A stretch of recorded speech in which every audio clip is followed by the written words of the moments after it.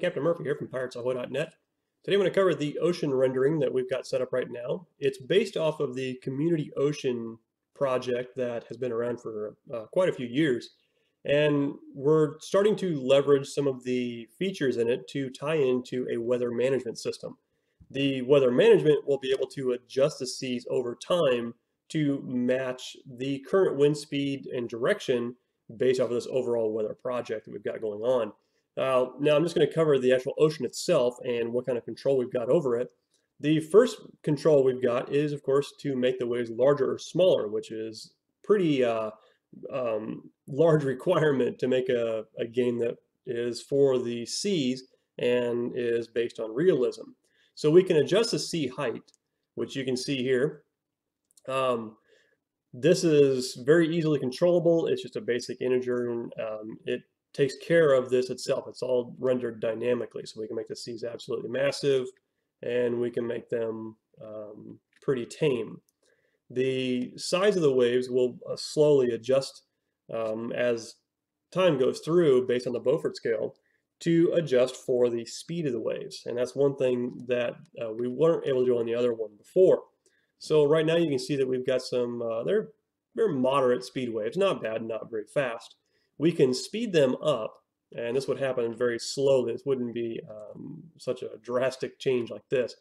So we can speed the waves up, and we can make them into more of a chop, or we can slow them way down and make them into very long rollers. So like after large storms, you'd have rollers going through rather than the choppiness. So we can adjust these parameters and make just between the height and then the wave speed, we can make just a general overall feel. The second thing we can do, or the third thing we can do, is we can adjust the choppiness, which is going to adjust the angle of the waves on the facing and the backs of them, and then add in an effect if it has a certain choppiness height, which is going to make sea foam. So I'm going to go ahead and crank it up here. And so now you can see that we've got these nice top white peaks, and we've got these trails of foam that are going to get left behind. So as the waves go by, they'll leave these trails of foam as they make their peak, and this is all done dynamically. And so you can make these seas look like they're a lot more menacing just by adding in that peaking in there. So you can make the waves larger and give them a nice little peak to them. So even though they might not really be as large waves, they do look a lot better.